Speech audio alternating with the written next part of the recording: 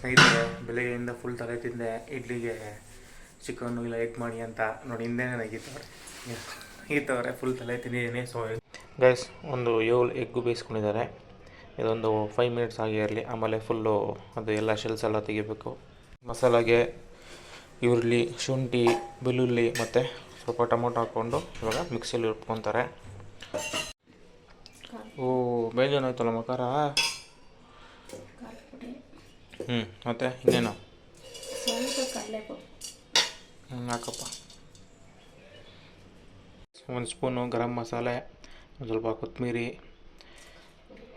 ಖಾರದ ಪುಡಿ ಯಾವಾಗ ಹಾಕ್ದೆ ಅಲ್ಲ ಸ್ನೇಹಿತರೆ, ಅಷ್ಟು. ನಾನು 3 ಸ್ಪೂನು ಆಯಿಲ್ ಹಾಕ್ಕೊಂಡಿದ್ದೀನಿ.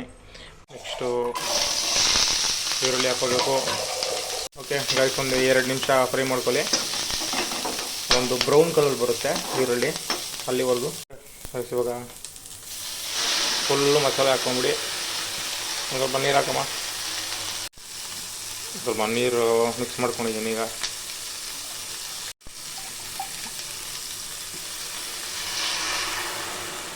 ಒಂದು 1/2 ಸ್ಪೂನ್ ಸಾಲ್ಟು. ಓಕೆ, ಫುಲ್ಲು ಕುದೀತಾ ಇದೆ. ಆವಾಗ ಮೊಟ್ಟೆ ಹಿಂಗೆ ಹಾಕ್ಬಿಡ್ಬೇಕು. ಲಾಸ್ಟಲ್ಲಿ ಕೊತ್ತಂಬರಿ. ಅಷ್ಟೇ, ಆಗೋಯ್ತು, ಮುಗೀತು ಗೈಸ್. ಇಷ್ಟೇ. 15 ಮಿನಿಟ್ಸಲ್ಲಿ ಎಗ್ ಕರಿ ಮಾಡ್ಕೊಬೋದು. ಎಗ್ ಕರಿ, ಎಗ್ ಸಾಂಬಾರು ಮಾಡ್ಕೊಬಿಡ್ಬೋದು. ಚೆನ್ನಾಗಿ ಬಂದಿದೆ. ಖಾರ ಬೇಜಾನಾಯಿತು.